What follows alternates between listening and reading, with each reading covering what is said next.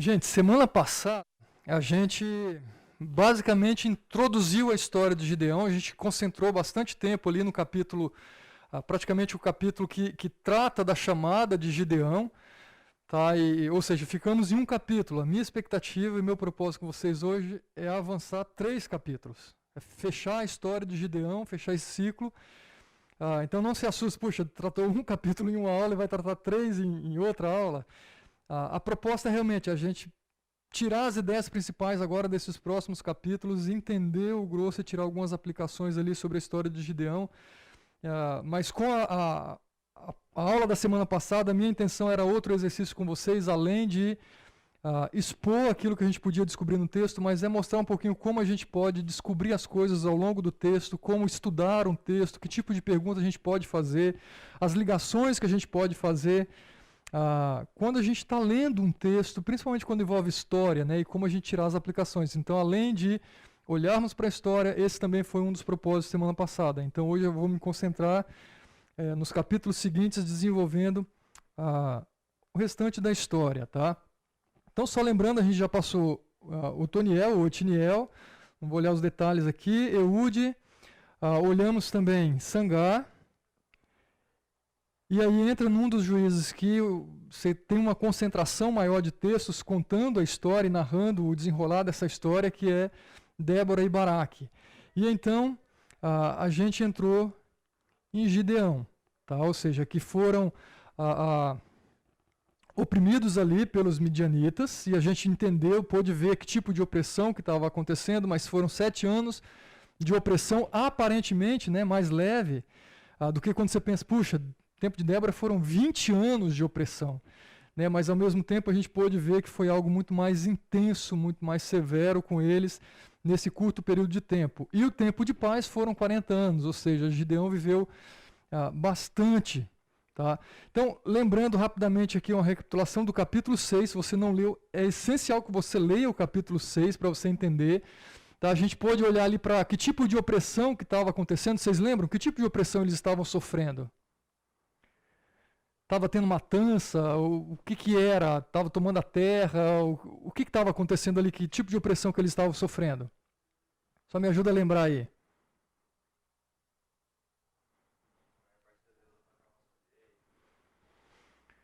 Ok, ou seja, eles plantavam, cuidavam de tudo aquilo que eles tinham. Quando chegava a época da colheita, vinham os midianitas e outros povos aliados ali da região. O que eles faziam? Eles vinham com a intenção realmente de destruir. Aparentemente não era não simplesmente pegar para eles comerem, mas era para humilhar, massacrar. Então eles vinham e destruíam tudo o que eles tinham, tá, plantado e colhido. E aí a gente percebe o clamor ali mais uma vez, mas Deus... Ele confronta o povo mais uma vez, lembrando da história, lembrando daquilo que ele tinha feito. Então, por isso que a gente colocou aqui, não custa lembrar. Vem o chamado de Gideão. Tá? O anjo aparece para ele, fala que ele vai, chama, né? Lembra lá das 2 qualidades que ele atribui para Gideão? Ou como ele é chamado ali? Ele é chamado de homem... Oi? Valente. Né, de guerreiro, essa ideia que traz ali no texto, e ao longo da história, desde o capítulo 6, a gente já percebeu que parece que isso aqui passa longe de Gideão, e a gente vai ver isso mais forte ainda ao desenrolar dos capítulos de hoje. Tá? A gente percebe aqui perguntas e respostas, Gideão querendo confirmar, né, se realmente Deus vai cumprir aquilo que ele tinha falado, e também se ele era a pessoa que Deus de fato iria usar, como ele estava falando. Tá, e aí a gente percebe esse chamado se concretizando e Deus convocando Gideão. Gideão pede um sinal, lembra lá, o primeiro sinal não é o da lã ainda. Gideão quer confirmar se realmente é Deus falando com ele. E aí o que ele pede? Vamos ver se vocês lembram, hein? Ele fala de fazer um sacrifício, fala que espera aí que eu vou buscar um novilho para eu sacrificar, para oferecer para o Senhor. Então espere. Tá? Então Deus pacientemente aguarda e consome aquele sacrifício, mostrando para Gideão, sou eu. Realmente, então perceba, essa coragem, essa ousadia, o guerreiro, está bem distante aqui, alguém que precisa várias vezes de confirmações, de validação de quem é ele, do propósito de Deus para ele. Então várias vezes ele vem perguntando isso, e não para aqui. Tá? E Deus também pede um sinal para Gideão. Quem lembra aí qual foi o sinal? Deus falou para ele, faz isso aqui então. Vamos lá. Envolve a família de Gideão, envolve o pai de Gideão. Alguém lembra? Quebraram o altar. Então Deus fala para ele, olha, lá no quintal do seu pai, no terreiro do seu pai, tem um altar para quem? Para Baal, e tem um poste para Aserá. Eu quero que você vá lá e destrua. E não apenas destrua, mas erga um altar para mim. Está reconhecendo e oferecendo um sacrifício para mim como seu Deus. Então ele, volta lá, a coragem. Que horário que ele foi fazer isso? Noite. O texto fala, ele estava com medo. Tá, então, o corajoso guerreiro está longe aqui. Tá, mas ele vai e ele faz. Então, de alguma maneira, essa coragem está chegando, essa ousadia está chegando, essa confiança está chegando. Tá, então, ele vai, leva 10 homens com ele, destrói tudo. E aí, no dia seguinte, a gente percebe as reações. Qual foi a reação do povo? Revolta. Vamos pegar esse Gideão, precisamos acabar. Descobriram que era Gideão, precisamos matar Gideão. Mas temos também a reação do pai. Qual é a reação do pai? Extremamente revoltado com o filho porque destruiu os altares dele? Não. Né? Parece-me aqui que ele parte em defesa de Gideão e também uma acusação contra o falso Deus. Tá, eu acho que eu nem enfatizei isso na semana passada, mas ele fala, olha, se vocês tocarem em Gideão, é meio que, olha, eu pego cada um de vocês. Foi basicamente isso que ele falou. Tá, é a galinha defendendo seus pintinhos aqui. Então aqui é o galo defendendo seu filhote. Tá, então ele ameaça aqueles homens e ele ainda diz, olha, se Baal fosse de fato um Deus, ele precisaria de alguém para defendê-lo? E aí eu lembro que eu usei aqui o texto lá de Reis, né, quando Elias vai contra os profetas de Baal, ele também faz algumas colocações muito semelhantes, né, zombando até de Baal e dos profetas de Baal, como, olha, esse Deus não faz nada, esse Deus não existe, tá, é um falso Deus. E então chega a hora de agir. Tá, Deus convoca e aí Gideão, mais uma vez, pede sinais. Tá, e aí que vem o teste mais conhecido por nós, que é o teste da lã. Tá, então são duas oportunidades ou duas situações, dois momentos ali que ele pede para Deus provar. Né? É a lã que ele coloca do lado de fora, pede para que o orvalho molhe ao redor e a lã fique seca, e depois o oposto. E isso parece ser um pedido qualquer, tá? Mas quando a gente vai olhar para a história, Baal ele era considerado também o Deus que controla alguns aspectos e fenômenos da natureza, inclusive chuva, inclusive essa questão do orvalho. Então, de certa maneira, o Gideão está colocando assim, olha, se Deus fizer isso, isso prova para mim mais uma vez que esse é o Deus que fez todas aquelas coisas e que é acima de todo e qualquer Deus, tá? Que controla de fato o orvalho. Então não foi uma prova qualquer que ele pediu sem pretensão, eu tenho uma lã aqui, vou brincar disso. Não, ele tinha intenções de conhecer um pouco mais sobre Deus. Tá bom? Então isso é um resumão do capítulo 6 e a gente leu praticamente o capítulo todo junto aqui, fuçando e tentando entender algumas questões aqui. E então a gente entra no capítulo 7, tá? E aqui a gente vai perceber Deus preparando Gideão e preparando esse exército para essa batalha. E mais uma vez, como eu fiz semana passada, eu não vou ler todo o texto, mas eu quero passar por todo o texto dando alguns destaques. Tá? Então, o que a gente percebe aqui já no capítulo 7? Mais uma vez, gente, tem pergunta? Levanta a mão. Quer contribuir? Levanta, porque senão eu atropelo. O que a gente percebe? Tá? Gideão, então, mais uma vez, lembra aqui, Gideão, que é chamado de Jerubaal. A ideia está ligada ali com o que ele fez com a destruição dos altares de Baal. Então ele foi atribuído a ele esse nome também. Então algumas vezes que aparecer Jerubaal, está se referindo a Gideão. Tá? O que ele faz? Então ele vai atrás e convoca o seu grande exército. Ele tem claro na mente dele agora, olha, é a minha missão. Então Deus vai me usar, Deus vai libertar o povo dessa opressão e eu serei esse instrumento. Então, mas ele entende que ele não vai sozinho. Tá? E ele convoca todo o seu exército. E olha só que interessante, a reação e o que Deus diz para ele. Você tem gente demais para que eu entregue Midian em suas mãos, a fim de que Israel não se orgulhe contra mim, dizendo que a sua própria força o libertou. E aí, Deus vai, de alguma maneira, dar uma peneirada. Ele quer fazer um raio-x naquilo que está no coração do povo, naquilo que está no coração do exército, e tirar tudo aquilo que pode ofuscar a glória que é dele. Tá, puxa, você tem gente.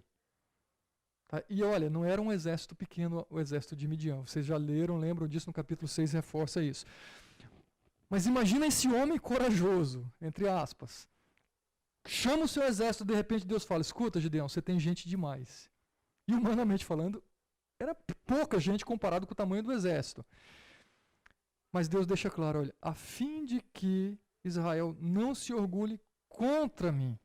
Não é simplesmente se orgulhar, Deus está falando, é se orgulhar contra mim.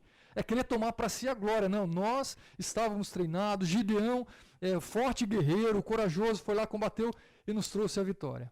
Deus está falando, vamos eliminar isso. Tá, quero sondar o coração de vocês e vamos lá e purificar qualquer intenção errada. E aqui eu coloquei alguns textos paralelos só para a gente lembrar, né, se a gente tem algum motivo para nos gloriarmos, e às vezes a gente se gloria tão fácil de coisas pequenas, né? Às vezes é uma bobeirinha, um jogo de basquete que você vai lá e fez aquela cesta, o orgulho sobe assim, né? Ou no futebol, aquele drible, aquele gol, aquela nota, enfim. Gente, o orgulho é uma coisa terrível para a gente.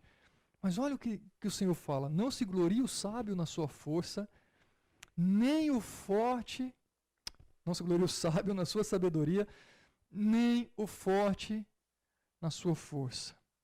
Nem tampouco o rico na sua riqueza. Mas quem se gloriar, glorie-se nisso, em conhecer-me. Saber quem eu sou. Então Deus já trata essa questão do orgulho em várias maneiras. Se a gente pegar provérbios, se a gente pegar salmos, tem muitos textos. Mas Deus está falando, olha, se você tem algum motivo do que se gloriar, isso não significa assim, eu ficar feliz por algo, é diferente. Tá? Você pode comemorar a cesta, você pode comemorar o gol, mas quando o orgulho entra no nosso coração, não é apenas uma comemoração. A diferença é, eu me sinto muito melhor do que os outros. Esse é o problema. Eu sou capaz, e Deus está querendo limar exatamente isso aqui do povo e falar, olha, o seu foco, o seu olhar tem que ser para mim. Lembra, Gideão, eu vou libertar. Eu sou o Senhor, eu libertei lá e eu vou fazer igual aqui. Então, é isso que Deus está trabalhando com eles. Aí, lembra da essência do Evangelho, que é a nossa salvação.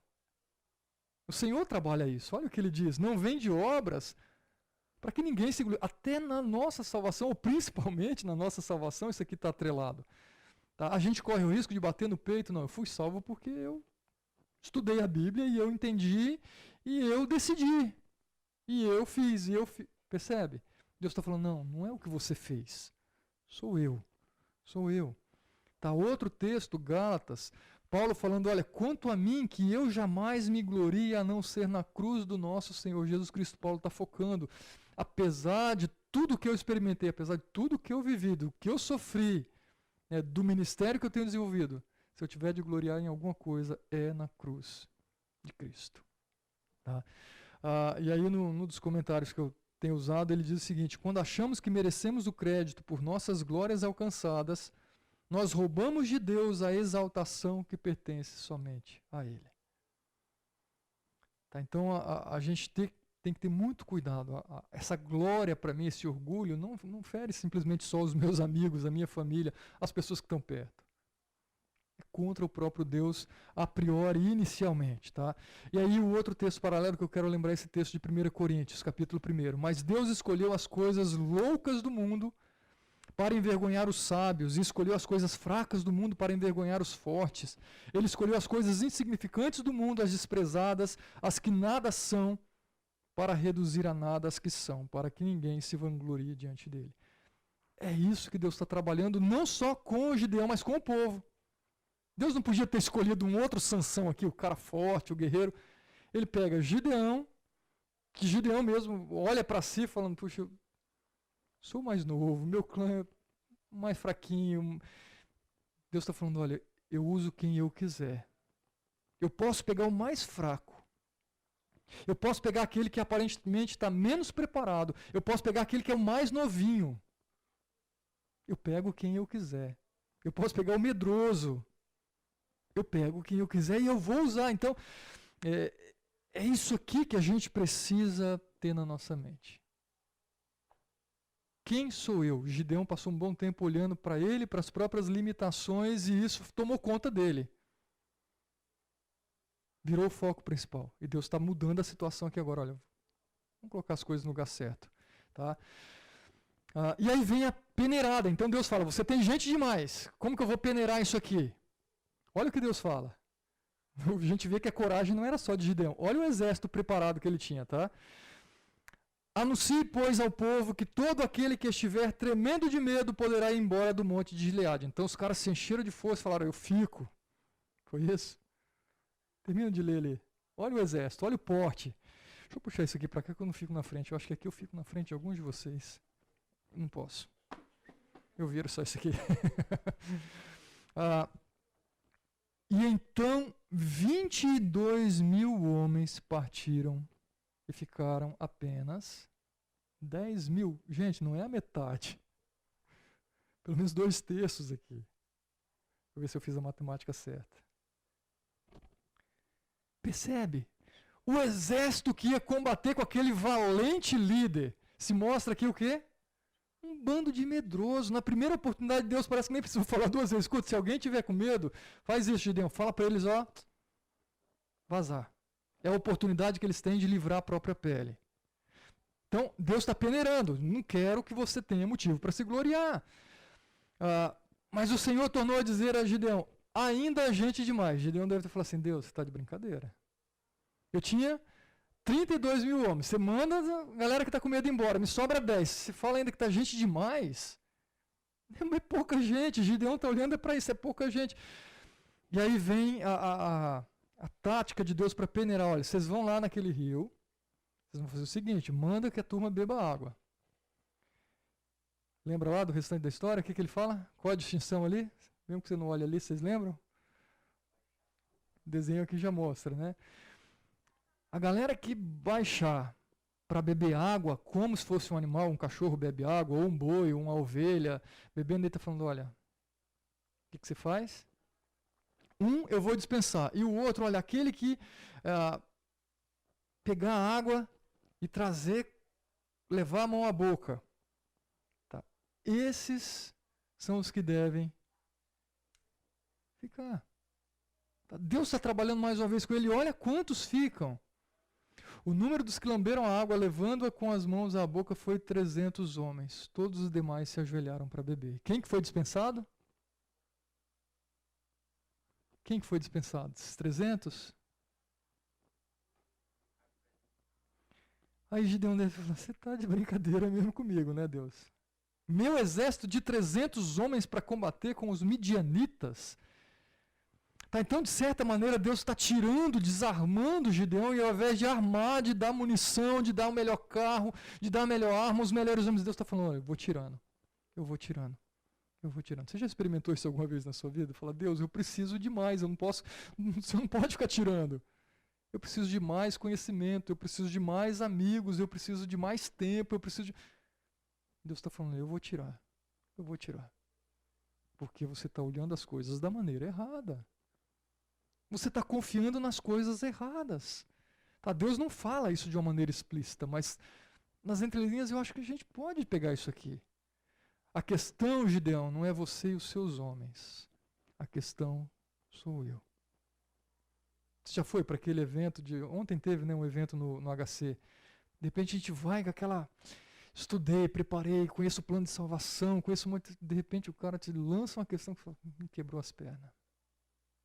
Ou você não vai porque tem medo, eu não estou preparado. Deus tem um jeito dele de trabalhar com a gente. Tá? E quanto mais novo, por vezes, mais topetudos a gente é. Principalmente na nossa relação com os nossos pais. Tá? Se for lembrar, acho que a gente vai amadurecendo. Né? Quando fica jovem já vai entendendo um pouco mais. Mas talvez você lembre da sua adolescência mais recente.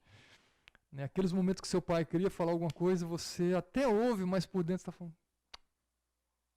Velho, ultrapassado, não sabe das coisas mais, não me conhece, não conhece meus amigos. Você provavelmente se lembra. Eu que sei o que é melhor para mim. Tá? Em várias áreas da nossa vida. Está ali, é o orgulho presente na nossa vida. Gente, é todos nós. Todos nós lutamos com isso. Tá? Então Deus dá uma bela peneirada. E aí a gente vê, né, a convocação, então, de 32 mil baixou para, vamos lá, 9.700 ou os 10 mil. Geralmente tem um arredondamento, tá? Ali quando os textos bíblicos, boa parte deles não tem essa preocupação de precisão numérica. Tá? Fala de um valor aproximado ou de uma quantidade aproximada. Mas vamos lá, dos 22 mil, 9.700 ou 10 mil, Deus dá uma limada novamente e sobra ali 300 soldados. E aí observe o que o Senhor fala. O Senhor disse a Gideão: com os 300 homens que lamberam a água, livrarei vocês e entregarei os midianitas em suas mãos. O que isso aqui comunica para você, para mim, para Gideão? Só de ler, vamos lá, vamos voltar ao exercício da semana passada, né? Eu li o texto, como que eu vou descobrir o que está aqui? O que te chama a atenção?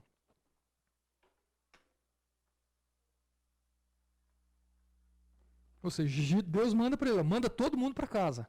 Ninguém aqui vigiando, ninguém à espreita, ninguém armado para acudir.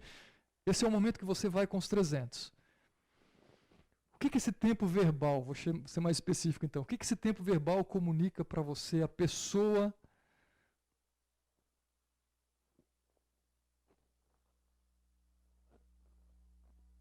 ou o que não comunica? Vamos lá. Quem está falando?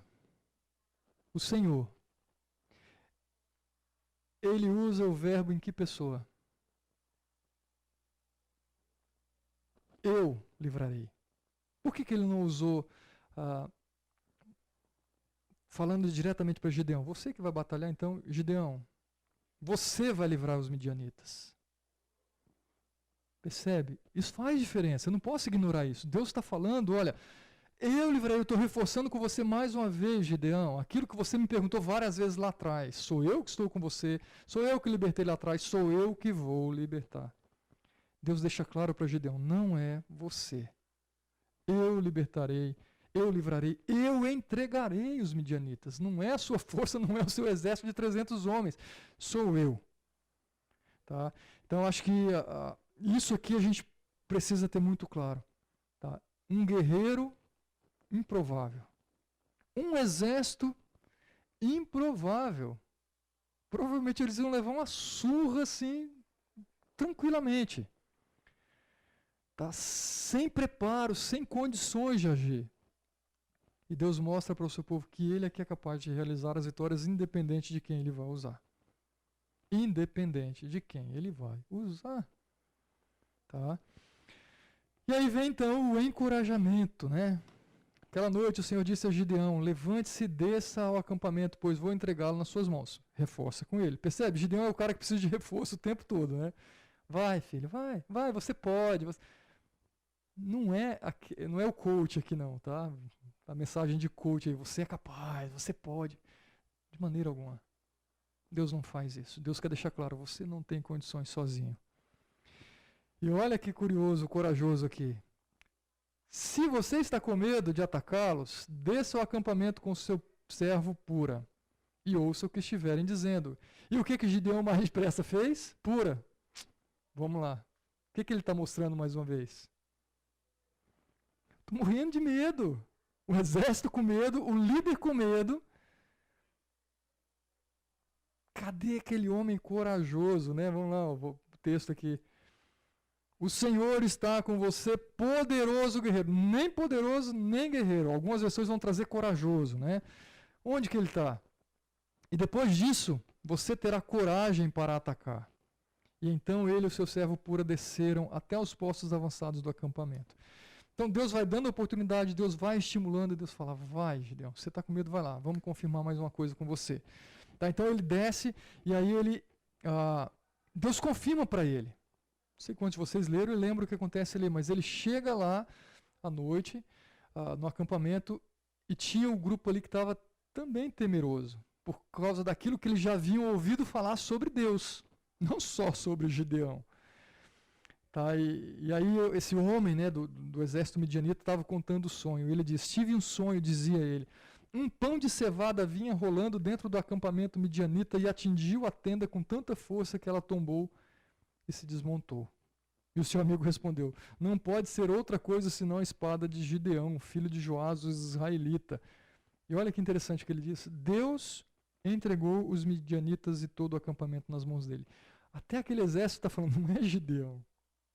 Deus está fazendo isso. Até os inimigos reconhecem a grandeza de Deus, o poder de Deus. Agora, qual a probabilidade de um pão de cevada derrubar uma tenda? Ah, mas se for um pão bem grande, né? Eu acho que não é bem isso que ele estava vendo aqui, não. É um pão, ele está falando, olha, o improvável vai acontecer. Tá? Então Deus confirma para Gideão. E quando Gideão ouviu o sonho, a sua interpretação, adorou a Deus. Aí voltou ao acampamento de Israel e aí veio o que ele fala aqui, né? E então você terá coragem. Cadê? Onde que eu vi aqui? Perdi aqui. Deixa eu voltar aqui.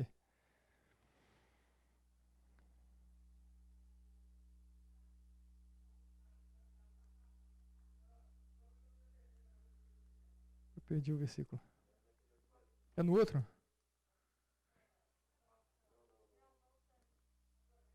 Nesse aqui? É aqui, né? Cadê? Eu perdi. Levante-se, desça. Depois disso você terá coragem. Obrigado. Ao cego. Por isso, tá vendo? Não confie na sua capacidade, nem na sua visão. Deus já estava falando, olha, você não tem coragem ainda, Gideão. Você é um medroso mesmo. Tá? Mas depois disso você terá coragem. E aqui a gente vê exatamente. E então, ele teve a coragem, que ele chama o exército, levantou-se, o Senhor entregou o acampamento midianita nas suas mãos. Tá? Então a gente percebe agora aqui o homem agindo. Ele tem então agora um plano de ataque. Ele conversa com o seu exército, 300 homens. Tá? Ele conversa com esse exército, expõe a sua ideia e ele diz algumas coisas bem interessantes. Ele fala, observem-me, façam o que eu fizer. Isso aqui é uma fala de quê? É de alguém que está agora incorporando essa ideia de líder e falando, olha, observem o que eu estiver fazendo e façam. Tá? Realmente ele teve coragem. De alguma maneira, o seu olhar ainda estava agora em Deus, tá? Estava alinhado corretamente.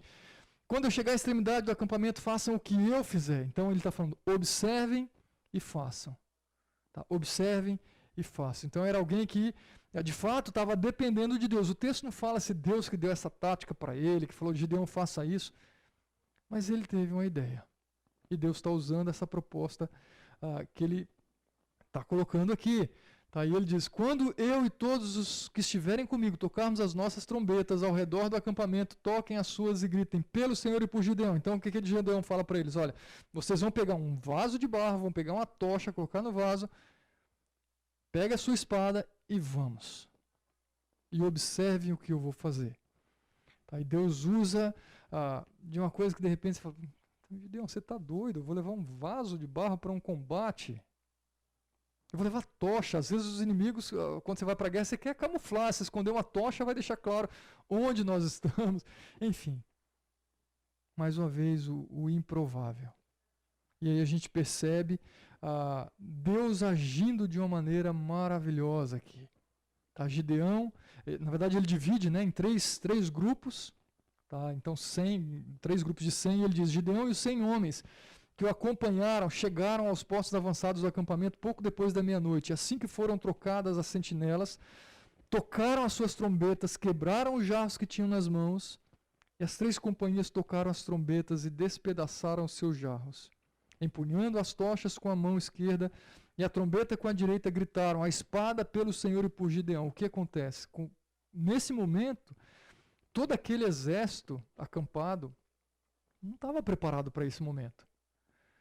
Tá? Então, de certa maneira, eles ficaram desnorteados não só com o ataque, mas com o barulho provavelmente que estava acontecendo, dos vasos quebrando, da trombeta tocando, e eles ficaram extremamente confusos. Tá? E observe o que ele diz, e quando as 300 trombetas soaram, o Senhor fez que em todo o acampamento homens se voltassem uns contra os outros com as suas espadas.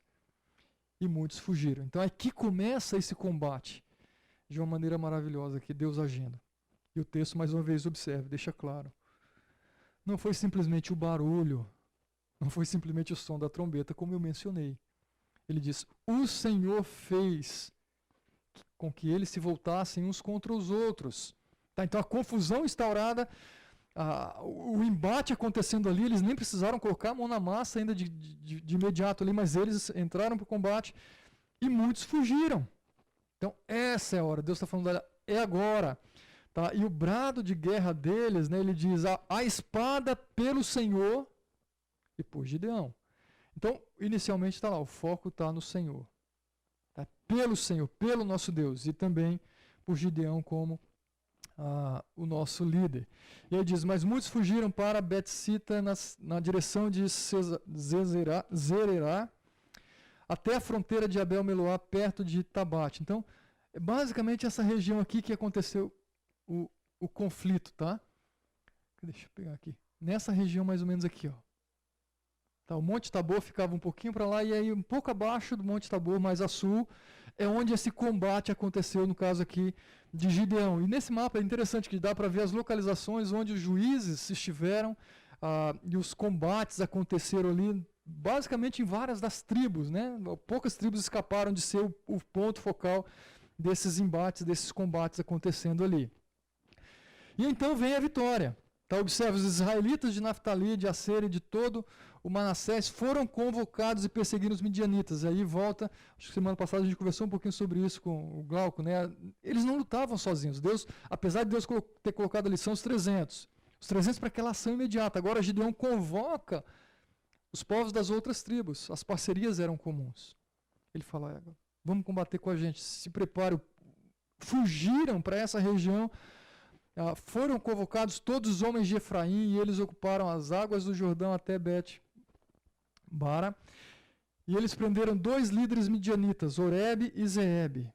Mataram Oreb na rocha de Oreb e Zeeb no tanque de prensar uvas de Zeeb. E depois de perseguir os midianitas, trouxeram a cabeça de Oreb e a de Zeeb a Gideão, que estavam do outro lado do Jordão. Então perceba, não foi Gideão que cortou a cabeça. O outro exército participando corta a cabeça. Era uma coisa bem cruel, né? Mas fazia parte desses combates aqui para mostrar, realmente houve a vitória, a conquista foi feita. Tá, e aí eu, chegando ao final desse capítulo 7, eu pego esse texto aqui como aplicação para a gente. Mas ele me disse, Paulo falando, né? Lembra lá o contexto, o espinho na carne, ele diz, minha graça é suficiente para você, pois o meu poder se aperfeiçoa na fraqueza, portanto eu me gloriarei ainda mais alegremente em minhas fraquezas, para que o poder de Cristo repouse em mim. Por isso, por amor de Cristo, eu regozijo-me nas fraquezas, nos insultos, nas necessidades, nas perseguições, nas angústias.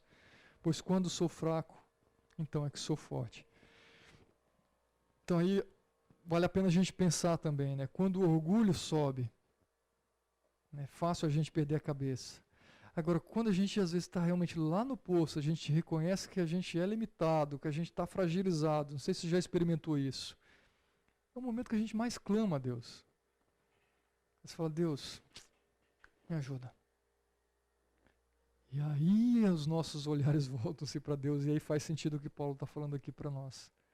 Quando eu sou fraco, então é que eu sou forte. Não é que eu sou forte. É que Deus aparece e eu desapareço nesse momento. É a força de Deus de fato.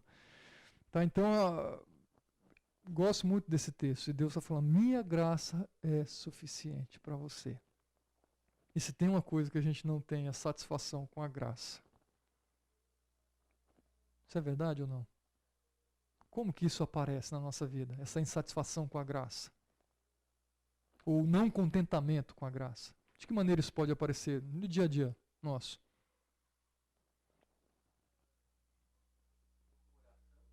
Murmuração. Não estou contente com aquilo que eu tenho, seja de recursos, seja o que mais.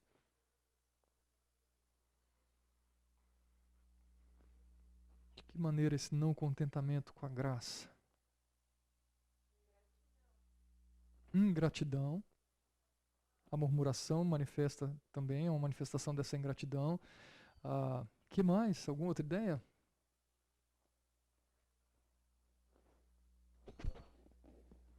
A idolatria. Alguma outra ideia? autocomiseração. E é interessante que a autocomiseração não é humildade. Ela é muito diferente. Eu estou culpando a Deus porque Ele não me deu aquilo que eu merecia. O orgulho está incutido ali de certa maneira. Tá? Eu merecia, mas ninguém está olhando para mim. Deus, eu merecia que as pessoas olhassem para mim, mas ninguém se importa comigo. Eu merecia aquele prêmio, mas ninguém me valorizou como deveria ser valorizado. Então, entra nesse redemoinho aqui da autocomiseração. Alguma outra ideia?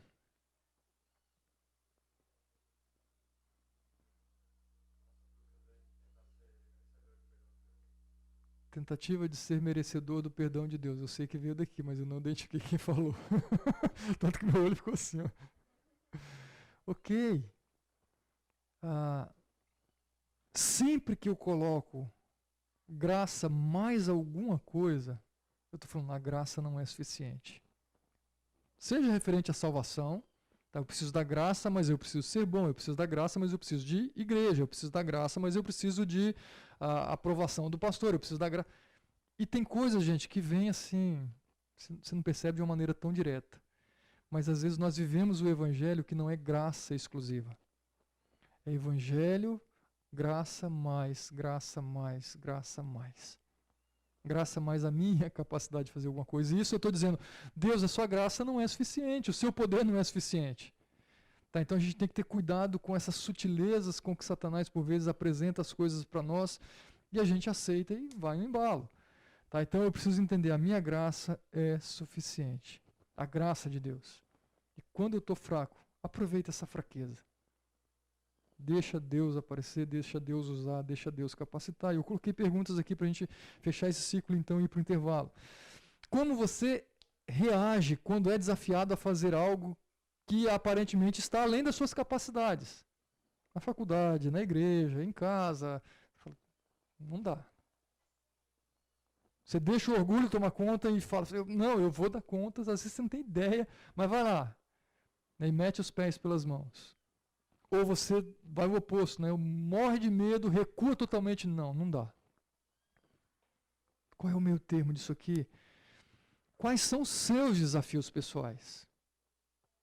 Tá, quais são os embates aí? Eu coloquei aqui, né? Nós estamos num campo de batalha. Quais são os seus medos? O que você faz com os seus medos? Gideão está lá, um monte de medo aparecendo ali. Quais são os seus desafios espirituais? Não só desafios profissionais, não só os desafios acadêmicos, não só os desafios em termos de relacionamentos interpessoais. Quais são os seus desafios em termos da sua vida com Deus? Pensa. E aí eu fecho com esse texto aqui. Pois embora vivamos como homens, não lutamos segundo os padrões humanos. As armas com as quais lutamos não são humanas, pelo contrário, são poderosas em Deus para destruir fortalezas. Volta lá a ideia, acho que o Caio reforçou um pouquinho disso. A nossa luta, ela não é simplesmente aqui. Tem uma luta sendo travada muito além. E às vezes nós estamos lutando somente aqui. Os nossos embates terrenos. E focamos nesses embates. Como? É a prova que eu tenho que fazer, é o vestibular que eu tenho que passar, é a namorada que eu tenho que conquistar, né? E por aí vai. Não está errado isso, não está errado. Você tem que encarar esses desafios também. Mas tem gente que está gastando a vida toda com isso. Toda. Não vale a pena. Você não pode esquecer disso. Tá? Você precisa, essas coisas são importantes na sua vida. Mas não são as mais importantes. Lembra disso. Dúvidas, perguntas, comentários. A gente vai para o intervalo e volta. Chuva, um silêncio. Então vamos beber uma aguinha se você quiser. Se conseguir, no meio da chuvinha aí, fica à vontade. Levanta, estica o braço. Deus deu essa sabedoria para Gideão para falar de uma maneira pacífica, tá? E ao mesmo tempo com argumentos que foram convincentes. Não foi simplesmente Gideão aqui, gente. Tá? Tem hora que você fala, de onde que veio essa ideia? De onde que veio esse argumento? Pode ter certeza que Deus nos capacita. Tem hora que você fala assim, não tinha capacidade de resolver por mim mesmo. Eu acho que essa aqui é uma dessas situações que Gideão, de repente, poderia se desesperar e simplesmente, mais uma vez, meter os pés pelas mãos. Mas Deus deu graciosamente condições para ele. E aí, observe agora os outros conflitos que acontecem. Tá? Pós ou entre meio das batalhas ali. Tá? Gideão e seus 300 homens já estavam exaustos, destaquei aqui, tá? Ou seja, estava perseguindo, estava guerreando, continuaram a perseguição, chegaram ao Jordão e ao atravessarem, e o atravessaram. Em Sucote, disse ele aos homens dali, peço-lhes um pouco de pão para as minhas tropas. Os homens estão cansados e eu ainda estou perseguindo os reis de Midian, Zeba e Zalmunna. E olha o que eles dizem. Os líderes de Sucote, porém, disseram, ainda não estão em seu poder Zeba e Zalmunna? Por que deveríamos dar pão para suas tropas? Ou seja, vocês não prenderam esses líderes, estão aqui. Meio que, ó, vai para a guerra, a gente não vai dar comida para vocês, não vai dar abrigo, não vai dar nada. E aí, continua.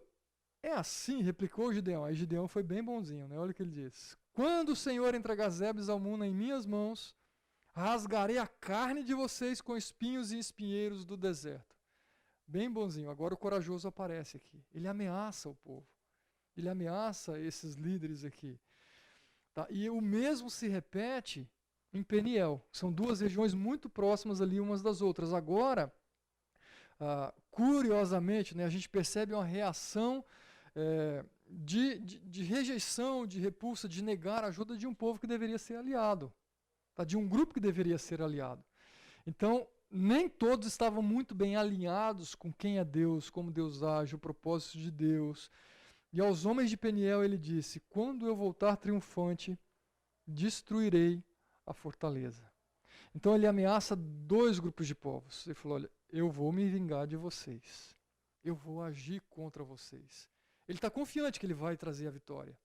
Então ele fala, quando eu voltar. Ele não está falando se eu voltar. Ele entendeu o recado de Deus. Agora, será que ele está agindo da maneira correta aqui? Ou ele está deixando aquele orgulho, aquela carne começar a crescer novamente e fala, eu posso fazer alguma coisa. É só para a gente pensar aí. E aí vem a captura desses dois caras, Zeba e Zalmunna. Tá, eles estavam em Carcor e com eles cerca de 15 mil, olha só que interessante, 15 mil homens foram os que fugiram. Dá para você ter ideia do tamanho do exército? Alguns já tinham ficado por lá, esses estavam com esses dois líderes, 15 mil, se lembra lá, Gideão com seus 300 homenzinhos seguindo, e olha aqui, estes foram todos os que sobraram dos exércitos dos povos que vinham do leste, pois 120 mil homens com espada tinham sido mortos. Aqui dá para a gente ter um pouquinho noção desse exército dos midianitas. Quantos eram os homens de Gideão no início? No início da peneirada ali? 32 mil. O que são 32 mil homens despreparados contra um exército de 135 mil homens? Gente, não é nada. Não é nada. Aí você fala, puxa, Deus foi tirando. É exatamente isso. Tá, então esse texto aqui reforça um pouquinho aquela ideia lá de Deus deu realmente uma boa peneirada. Tá, e Gideão, então, ele sobe pela rota dos nômades aqui, a Neste de Noba e Jogbeá, e atacou de surpresa o exército. Zeba e Zalmunna, os dois reis de Midian, fugiram, mas ele os perseguiu e os capturou, derrotando também o exército. E depois Gideão, filho de Joás, voltou da batalha pela subida de Heres, ou seja, ele captura os reis. Ele captura aqueles líderes de midianitas ali também. E o que ele volta para fazer? O que ele falou? O povo negou ajuda, por quê? Porque aqueles dois reis estavam soltos ainda. Quando eu capturar, eu volto. Não foi isso que ele falou? Eu vou me vingar de vocês. Olha o que acontece aqui. E ele capturou um jovem de Sucote e o interrogou, e o jovem escreveu para Gideão os nomes dos 77 líderes e autoridades. Esse interrogou aqui, gente, não sei exatamente o que é o interrogou. Ele só fez uma pergunta, pegou o cara, ó, senta aqui, a gente vai conversar amigavelmente, né? Mas o cara deu o nome dos líderes, registrou para ele, ó, são esses aqui. E olha a bondade de Gideão. Gideão foi então a Sucote e disse aos homens de lá, aqui estão Zeba e Zalmunna, acerca dos quais vocês zombaram de mim, dizendo, ainda não estão em seu poder Zeba e Zalmunna, por que deveríamos te dar pão? E Gideão prendeu os líderes da cidade de Sucote, castigando-os com espinhos e espinheiros do deserto. E aí ele vai agora Peniel, e derrubou a fortaleza de Peniel e matou os homens daquela cidade. Ele foi cruel também. Tá? Ele meio que aprendeu um pouquinho da crueldade com os midianitas lá, o que faziam com ele. Ele não só humilhou esses homens aqui. E então perguntou a Zeba e Zalmuna, como eram os homens que vocês mataram em Tabor? E olha a resposta dele que interessante. Não eram como você, responderam eles. Cada um tinha um porte de um príncipe. Esse texto não fala que ele era de uma família real. Mas ele está falando, olha, aqueles homens tinham porte, pareciam. Seja pelo jeito de se vestir, pelo jeito de se comportar. E quem eram esses homens que pareciam-se com príncipes? Leia o texto, o versículo seguinte, que você vai descobrir. E Gideão prosseguiu, aqueles homens eram meus irmãos, filhos da minha própria mãe. Juro pelo nome do Senhor que se vocês tivessem poupado a vida deles, eu não mataria vocês. Olha que curioso, ele está falando agora com os inimigos. O povo aqui de Sucote e Peniel, teoricamente, não eram inimigos. Ele foi extremamente cruel, não foi? Não deu chance para eles se retratarem, para eles corrigirem. E olha agora como que ele age com esses dois reis. Está falando, olha, se vocês tivessem poupado a vida dos meus irmãos, eu pouparia a vida de vocês. Ele está agindo mais com misericórdia, entre aspas, aqui, com esses inimigos, do que com os próprios amigos, aliados. Tá, então, uma sensação, me parece assim, a cabeça de Gideão já está começando a mudar muito.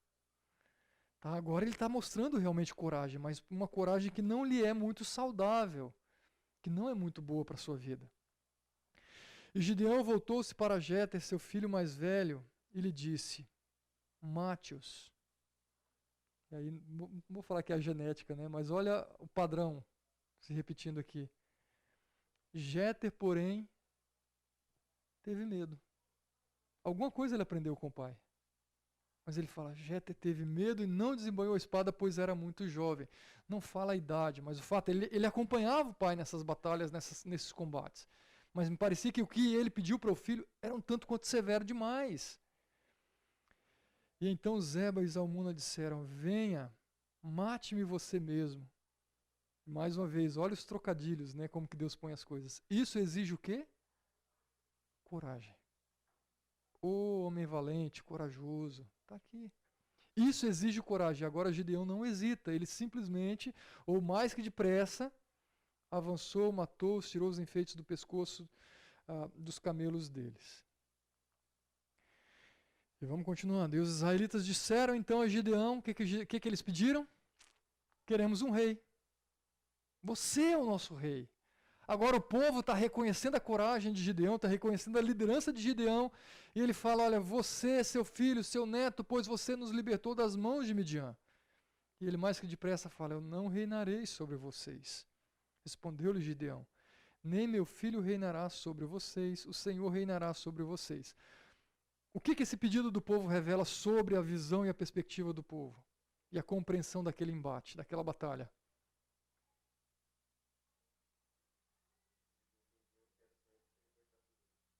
Eles entendiam que era o Senhor que tinha libertado? Perfeito, ou seja, o Senhor libertará. Agora eles estão deixando claro, não, foi Gideão que nos libertou. Precisamos de um rei como você, Gideão. Não é porque é um rei que teme ao Senhor. É que é um rei que é valente, que é corajoso, que é poderoso, que nos protege como reino. E Gideão, com humildade, né? Você fala, o cara é humilde, olha. Não reinarei sobre vocês. Nem o meu filho, ou seja, minha descendência não vai, nós não fomos escolhidos para sermos reis. E aí ele fala, mas eu quero pedir só uma coisinha. Opa, abriu a porta. Escancarou, né? Olha o que ele pede. Cada um de vocês me dê o brinco de sua parte dos despojos. E os ismaelitas costumavam usar brincos de ouro. E eles responderam, de boa vontade os daremos a você. E então deram a capa e cada um jogou sobre ela um brinco tirado e seus despojos. E o peso dos brincos de ouro chegou a 20,5 kg, é bastante coisa. Sem contar os enfeites, os pendentes, as roupas de púrpura que os reis de Midian usavam e os colares que estavam no pescoço de seus camelos. Parece que é nada, né? Parece que é mais que certo, ele tinha o direito. Ele já negou, falou que não quer ser rei. Mas vamos lá, observe o seguinte. E Gideão usou o ouro para fazer um manto sacerdotal. E olha o que mais. Jerubaal, filho de Joás, retirou-se e foi para casa, onde ficou morando. Então, beleza, continua a história. Ele teve 70 filhos, todos gerados por ele, pois tinha muitas mulheres. Sua concubina, que morava em Siquém, também lhe deu um filho, a quem ele deu o nome Abimeleque. Gideão, filho de Joás, morreu em idade avançada e foi sepultado no túmulo de seu pai Joás, em Ofra dos Abiezritas. Tranquilo até aqui? Isso é normal, é o padrão, sossegado, certo? Ou você vê alguma coisa diferente aqui? Qual era a prática comum dos reis? Ouro, bens. Qual era a prática comum dos reis? Muitas mulheres. Qual era a prática comum dos reis? Concubina. Opa! Eu não quero ser rei. Né? Eu não reinarei sobre vocês. Mas me parece que ele está agindo como se fosse o rei. Então, eu estou ajuntando, estou montando o meu reinado aqui. E mais uma curiosidade. Você sabe o que significa Abimeleque?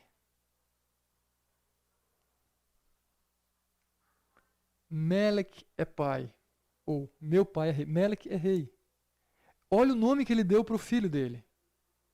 Filho com quem? Com a concubina. Ele chama o filho dele de Melec é meu pai, é pai. O meu pai é rei. Ele está falando, olha, eu não posso ser rei de vocês, mas ele dá um nome para o filho reconhecendo, não, eu sou rei. Se ele está falando, meu pai é rei, Gideão é rei. Percebe a incoerência entre aquilo que ele fala e aquilo que ele faz? Precisamos estar atento com isso também. A nossa incoerência muitas vezes entre o que nós falamos e o que nós fazemos. Tá, pai, eu te amo, mãe, eu te amo. Como que está mostrando isso? Deus, eu te amo. Minha vida é toda sua. A gente canta, né? Quando a gente canta, a gente expressa o nosso coração. Será que a gente expressa mesmo o nosso coração? A gente volta lá no Cântico de Débora, né? Muitas vezes a gente canta, fala. Mas a gente nem sempre pensa, a gente percebe as incoerências entre aquilo que a gente fala e aquilo que a gente de fato faz. Observe esse texto de Deuteronômio 17. Tenham o cuidado de nomear o rei que o Senhor, o seu Deus, dando as instruções para Israel. Tá meio que sinalizando, vai chegar um momento que vocês vão ter um rei. Tenham o cuidado de nomear o rei que o Senhor, o seu Deus, escolher. Quem vai escolher? Deus, não é o povo. Já começa errado por aí. Aqui quem está escolhendo é o povo, assim como foi lá final do período de Juízes mais uma vez, tá? Quando vem Saul. Aí mais embaixo ele diz, olha, ele não deverá tomar para si mulheres, se o fizer desviará o seu coração, também não deverá acumular muita prata e muito ouro. Opa, está falando exatamente aquilo que um rei não deveria fazer, e Gideão está fazendo exatamente o que o rei não deveria fazer. Tá? Além de ter sido quase que aclamado ali pelo povo para ser escolhido como rei, e ele rejeita de fato, ele não se torna rei, mas age como se fosse. E a gente vê o pecado sendo instaurado no final desse capítulo. Logo depois que Gideão morreu, os israelitas voltaram a prostituir-se com os Baalins, cultuando-os, e ergueram Baal-Berite como seu Deus, e não se lembraram do Senhor, do seu Deus. Ou do seu Deus que os tinha livrado das mãos dos seus inimigos em redor. Também não foram bondosos com a família de Jerubaal. Opa, lembra lá, a armadilha para quem? Para você e para sua família. Olha a armadilha aqui. Agora não é só Gideão que está pagando, não é só Jeroboão pagando. A sua família está pagando o preço também. Eles começaram a ser novamente assolados aqui, isto é, Gideão reconhecendo todo o bem que ele tinha feito por Israel. O povo desprezou, esqueceu a família, esqueceu quem era Gideão, aquele que eles estavam aclamando, torna-se o nosso rei. Tá, então, novamente, você percebe o povo se esquecendo de Deus, e quem volta a todo vapor aqui? Volta a Baal. A idolatria a Baal, né, como esse Deus, ou falso Deus dessas nações aqui. Só perguntas para reflexão. Algum comentário do capítulo 8? Que eu vou partir para o capítulo 9. Eu falei que eu queria fechar os 3 capítulos hoje. Alguma ideia que você percebeu aqui que você queira comentar? Tá claro, essa falsa humildade de Gideão. Tá todo humilde, não, eu não vou ser rei de vocês, mas por dentro o orgulho novamente se enche. Deus, por vezes, ele tira de nós um monte de coisa das quais nós podemos nos orgulhar. Mas a gente é fera, é craque em abrir outras portas e liberar o espaço para que o orgulho venha. Então, Gideão escancarou a porta para o orgulho aqui. Tá? E agiu de acordo com o seu orgulho. Coloquei aqui só para pensar, tá? Você já foi bem sucedido em alguma coisa?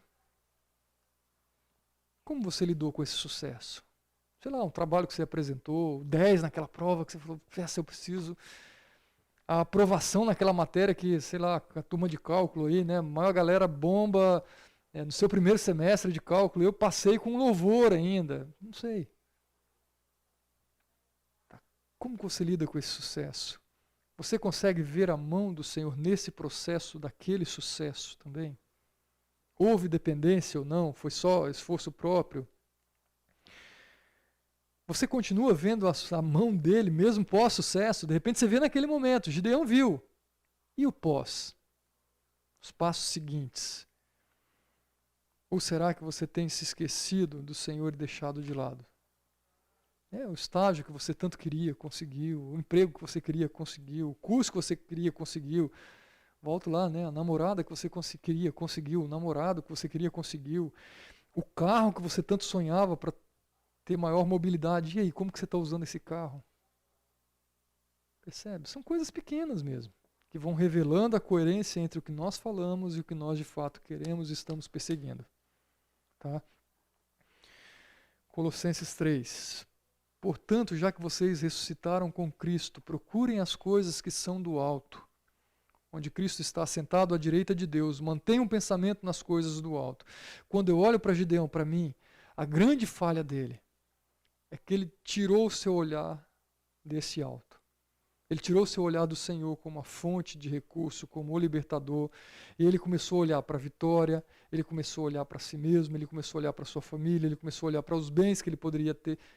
Percebe? Ele começou a viver aqui, nesse plano simplesmente. E sempre que eu vivo nesse plano e mantenho o meu olhar aqui, eu não enxergo Deus nas coisas. Eu não reconheço Deus nas coisas, muito menos na minha vida. Problema instaurado.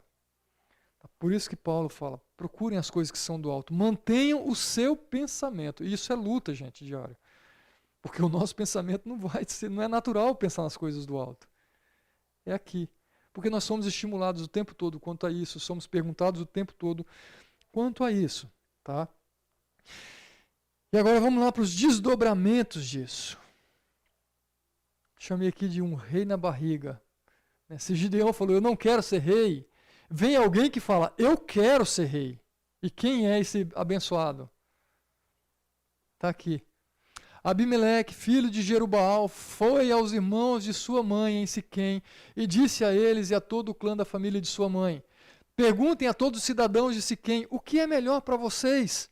Ter todos os 70 filhos de Jerubaal governando sobre vocês ou somente um homem? Mas lembre-se que eu sou sua própria carne. E os irmãos de sua mãe repetiram tudo aos cidadãos. Acho que eu apertei 2 vezes aqui. Não coloquei animação. Espera só um minuto que eu vou tirar isso aqui e já volto.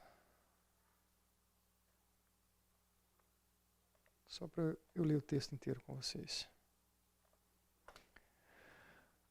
Repetiram tudo aos cidadãos de Siquém, e estes se mostraram propensos a seguir Abimeleque, pois disseram, ele é nosso irmão. Vamos lá. Primeiro, quem é Abimeleque? Filho de Gideão. Filho de Gideão com quem? Com a concubina. Então você percebe aqui, ele teve um monte de filho. Tá, mas um deles é mencionado aqui, é filho da concubina. E quem se revolta é o filho da concubina. Não que ele tivesse culpa em si de ser o filho de uma concubina. Tá, mas ele usa isso para si, para favorecer a si mesmo e convencer o povo de que, olha, eu sou sangue de vocês e quem tem que olhar para vocês e quem vai cuidar de vocês adequadamente sou eu. Meu pai é rei. Então, eu vou ser o que de vocês? Rei. Nada mais lógico do que isso. É exatamente isso que Gideão está colocando. Tá, então ele conversa com a sua mãe, ele convence os irmãos da sua mãe, que convence todo um povo. Está falando, ele é o nosso irmão. Vamos adiante. Então, só coloquei aqui o texto para lembrar, né? 70 filhos, a concubina, só para lembrar ali, Juízes capítulo 8. E olha só, tomados pela insensatez, olha o que ele faz aqui, deram-lhe 70 peças de prata tiradas do templo de Baal, as quais Abimeleque usou para contratar alguns, acho interessante isso, não é a primeira vez que ocorre, né? Desocupados e vadios. É meio que, olha, tinha uma galera que estava lá desocupado, não gostava talvez muito de pegar no batente, de trabalhar, e chamou essa turma para segui-lo. E essa turma foi, vamos seguir, esse vai ser o nosso líder. E foi à casa de seu pai em Ofra, e olha a crueldade, matou seus 70 irmãos sobre uma rocha. Mas Jotão, o filho mais novo de Jerubaal, escondeu-se e escapou. E então todos os cidadãos de Siquém e de Bet-Milo reuniram-se ao lado do carvalho, junto à coluna de Siquém, para coroar Abimeleque rei. Qual que é o versículo-chave de Juízes? Lembra lá? E não havia rei em Israel, e cada um fazia o que era certo ao seu próprio coração. E agora nós temos o que aqui? Um rei surgindo. Mas continua sendo caótico, porque esse não é o rei escolhido por Deus. Tá? Mas ele impôs, ele convenceu com a sua lábia, com a sua falácia, ele convenceu o povo a nomeá-lo rei. O texto não deixa claro, tá, gente, se ele assumiu e se ele foi reconhecido como rei em todo Israel, ou se foi somente naquele clã ou naquele grupo específico, naquele povo. Tá? Me parece que foi uma coisa muito mais localizada, não foi para todo o povo de Israel. Mas vamos lá. E aí a gente tem um sobrevivente na história. Quem que é o sobrevivente? Está aqui o nome dele. Jotão, que era o filho mais novo. Matou todo mundo. Imagina lá o irmão escondido, vendo todo aquele negócio acontecendo. Ele se esconde, escapa. E aí ele vai então tentar convencer o povo. Ele conta uma parábola para tentar, eu não vou ler a parábola aqui, depois você lê. Mas querendo mostrar que, olha, há outras possibilidades de líderes que de fato vão cuidar de você. Mas há um tipo de árvore, ele vai citando várias árvores da linha, que é um espinheiro, que o espinheiro não faz sombra, o espinheiro não vai cuidar de você, muito pelo contrário, vai ferir vocês. Qual que vocês querem? Um líder da linhagem de fato de Jerubaal, de Gideão, que vai cuidar de vocês, que vai caminhar com vocês? Ou um líder como esse que está se despontando como um grande espinheiro? Então ele chama o povo à sanidade. Será que vocês agiram de fato com sinceridade como quando fizeram Abimeleque rei? Vocês foram justos com Jerubaal e sua família como ele merecia? Então ele está chamando a atenção, lembrando dos feitos de fato de Gideão. Ele está falando, olha, isso que vocês estão fazendo está desprezando esse líder que Deus levantou entre vocês. E ele deixa claro provavelmente aquilo que iria acontecer. Mas vamos lá. Fazia 3 anos que Abimeleque, isso aqui que está acontecendo, só menciono aqui, você pode ler, está descrito aqui Jeroboão falando, apontando o que de fato iria acontecer com Jotão, falando o que iria acontecer com eles, a maneira como esse espinheiro se faria mal para toda aquela nação. Tá? E observe agora, fazia 3 anos que Abimeleque governava Israel, quando Deus enviou um espírito mau, um espírito maligno entre Abimeleque e os cidadãos de Siquém, e estes agiram traiçoeiramente contra Abimeleque. E isso aconteceu para que o crime contra os 70 filhos de Jerubaal, o derramamento do sangue deles, fosse vingado em seu irmão Abimeleque e nos cidadãos de Siquém, que o ajudaram a assassinar seus irmãos. O que acontece aqui agora? Deus trabalha para colocar, para que Abimeleque experimente e entenda o seu jeito de agir. E quem é o líder? Deus está falando, olha, você quis ser rei, agora essa nação vai entender quem é o tipo de líder que você é. Tá? E vai haver conflito entre a própria nação contra você e o seu povo. É basicamente isso que Deus está colocando e coloca. Isso aqui é para que haja vingança. Lembra lá, Gideão com as suas vinganças, ameaças de vinganças. Só que agora é Deus deixando claro que quem que é o juiz? Quem que pode vingar? É ele. É ele. E é do jeito dele. E aí 2 textos são importantes da gente lembrar aqui. A mim pertence a vingança e a retribuição. São textos paralelos, tá? Hebreus cita Deuteronômio. No devido tempo, após os pés deles escorregarão, e o dia da sua desgraça está chegando, e o seu próprio destino se apressa sobre eles. O Senhor julgará, percebe? Esse é o juiz, tá? Que tem todo o poder, que de fato julga com justiça. E depois, pois conhecemos aquele que disse: a mim pertence a vingança, eu retribuirei, e outra vez o Senhor julgará o seu povo. Terrível coisa é cair nas mãos do Deus vivo. A gente não pode brincar com Deus, gente. Não vale a pena. Às vezes o preço é altíssimo e a gente fica o tempo todo flertando com o pecado, flertando com os nossos sentimentos, flertando com o próprio inimigo. Tá, e Deus está falando, olha, eu sou o justo juiz, sou eu que julgo. E aí a gente percebe toda a agitação aqui agora, a mobilização, né, para irem contra Abimeleque. E observe aqui, os cidadãos de Siquém enviaram homens para o alto das colinas para emboscarem os que passassem por ali, e Abimeleque foi informado disso. E nesse meio tempo, Gaal, filho de Ebed, mudou-se com seus parentes para Siquém, cujos cidadãos confiavam nele. E aqui a gente vê o mal chegando na região ali também. Esse cara, ele se torna um líder, ele gera uma revolta no meio do povo contra Abimeleque, tá? E de alguma maneira chama esse povo para o combate contra Abimeleque. Tá, e olha o versículo 29. Se eu tivesse esse povo sob meu comando, eu me livraria dele, diria a Abimeleque, mobilize o seu exército e venha. Meio que venha para a briga, saia, venha para a batalha. E quando Zebu, governante da cidade, ouviu o que dizia Gaal, filho de Ebed, ficou indignado. Então, mais uma vez, os inimigos infiltrados, né? Esse Zebu era o líder naquela região. Chega esse cara que quer assumir de alguma maneira poder e o povo começa a dar ouvidos para ele. Zebu ouve isso aqui, indignado, ele vai contar para Abimeleque. Vai lá, o desenrolar. Eu coloquei aqui, aliado ou inimigo. Mais uma vez eu deixei a coisinha aqui aparecendo em cima do texto. Secretamente enviou mensageiros a Abimeleque dizendo: Gaal, filho de Ebed, seus parentes vieram a Siquém e estão agitando a cidade contra vocês. Venha de noite, você e seus homens, e fiquem à espera. Enfim, ele está chamando aqui para que Abimeleque se armasse contra aquela cilada que estavam fazendo para ele, ou contra aquele motim. O que acontece? Abimeleque vai com seu exército, oprime aquele homem, todo o povo.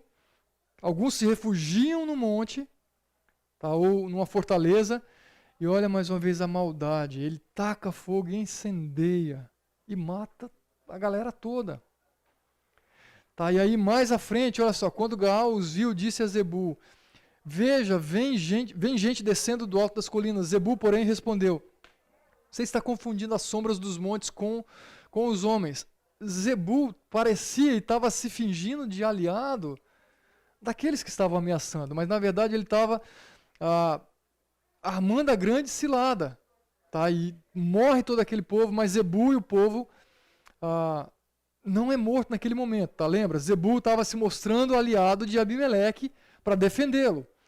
Zebu expulsou Gaal e os seus parentes de Siquém. Mas olha só, a história não para aqui. É uma história bem macabra mesmo, bem o mal presente. Né? E no dia seguinte, o povo de Siquém saiu aos campos e Abimeleque ficou sabendo disso. Lembra? Zebu ficou lá. Aparentemente aliado de Abimeleque nessa história, que o alertou do inimigo que estava armando contra ele. E então dividiu seus homens em 3 companhias e armou emboscadas no campo. E quando viu o povo saindo da cidade, levantou-se contra ele e atacou. E Abimeleque e as tropas que estavam com ele avançaram até a porta da cidade. Então 2 companhias avançaram sobre os que estavam nos campos e os mataram. E Abimeleque atacou a cidade o dia todo até conquistá-la e matar o seu povo. Depois destruiu a cidade, espalhou sal sobre ela.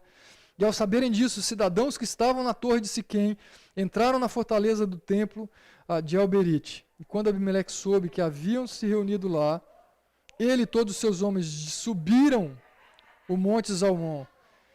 Ele apanhou o machado, cortou um galho de árvore e aqui que ele chama a galera e taca fogo. Olha a bondade de Abimeleque. Quanto amor no seu coração. E olha só, cerca de 1000 homens e mulheres morreram incendiado. E a gente percebe um pouco mais aqui agora, já indo para a reta final aqui. A seguir, Abimeleque foi a Tebes, sitiou-a e conquistou-a, mas dentro da cidade havia uma torre bastante forte, para a qual fugiram todos os homens e mulheres, todo o povo da cidade. Trancaram-se por dentro e subiram para o telhado da torre. Ou seja, Abimeleque estava obstinado, ele queria aniquilar todo mundo. Tá? E ele parte para a luta para matar esse povo também. E observe aqui, quando se aproximava da torre para incendiá-la, uma mulher jogou-lhe uma pedra de moinho na cabeça que lhe rachou o crânio. Eu lembro que na nossa primeira aula, né, eu perguntei, vamos lá, o que vocês lembram de período de juízes? Alguém mencionou esse fato aqui. Um cara morre com a pedra na cabeça. Está aqui. Tá, é Abimeleque. E uma mulher que atira a pedra, e aí observe a atitude dele, né? Ou seja, ele estava ali provavelmente para morrer, ele chama um de seus soldados e pede, olha, me mate. Porque seria humilhante ser morto por uma mulher. Aí a gente lembra da história de quem? De Débora. Tá, um líder do exército que também foi morto por uma mulher. Era humilhante. E ele está falando aqui, eu não quero passar por essa humilhação, me mate. Me mate. E aí o versículo 56, né? Assim Deus retribuiu a maldade que Abimeleque praticara contra seu pai, matando os seus 70 irmãos. Deus fez também os homens de Siquém pagarem por toda a sua maldade. A maldição de Jotão, filho de Jeroboão, caiu sobre eles. Então a gente vê claramente quem que está retribuindo, quem que é o juiz dessa história. É Deus. Não é simplesmente homem agindo, não é simplesmente pessoas, não são simplesmente pessoas agindo, tá? Mas é Deus agindo para deixar claro para o povo, sou eu o justo juiz. E fechando com Gálatas capítulo 6, versículos 7 e 8, 11 horas em ponto. Já era para vocês estarem saindo, mas vamos lá. Não erreis, Deus não se deixa escarnecer, porque tudo que o homem semear, isso também ceifará. Porque o que semeia na sua carne, da carne ceifará a corrupção. Mas o que semeia no Espírito, do Espírito ceifará a vida eterna. Para terminar nosso tempo, a reflexão é o que você está semeando. Gideão semeou várias escolhas dele, que gerou ou culminou nas escolhas erradas também da sua família e do seu filho. Abimeleque semeou mal. O que ele colheu? Mal. Às vezes nós queremos colher as bênçãos, às vezes a gente quer colher o amor, às vezes a gente quer colher o carinho, o afeto. Mas o que eu estou semeando? Quero colher as bênçãos de Deus, mas eu estou só semeando desejos da minha carne sendo saciados. Desobediência, rebeldia, distanciamento, cultivar as coisas da terra, o que eu já mencionei aqui. Lembra, mais cedo ou mais tarde você vai colher. Mais cedo ou mais tarde você vai colher. Como dizem, né? A conta vai chegar. Pode ir fazendo suas dívidas, mas a conta vai chegar. E a gente acaba aqui. Eu sei que eu passei muito correndo. Gente, leia a história. Tem detalhes, são riquíssimos, que vale a pena você olhar. Aí você vai falando, puxa, isso aqui, aqueles paralelos que às vezes a gente faz, tentei fazer algumas coisas aqui correndo, mas é um exercício que vale a pena você fazer e relembrar isso aí. E tirar várias outras aplicações que você mesmo pode tirar para a sua vida. Tá bom? Vamos terminar? Glauco, você ora para a gente, terminando esse tempo? Amém. Essa semana eu mando mais 2 devocionais para vocês, desses materiais que eu tenho compartilhado. Se você conseguir, leia os capítulos 10 e 11, né? É isso, Caio? O 10 tem um apanhadinho ali que vai talvez fazer algumas alusões. Então, semana que vem o Caio fala sobre Jefté, o famoso voto de Jefté e toda a história envolvida ali, tá bom? Tenha um bom domingo para vocês aí. Deus abençoe isso.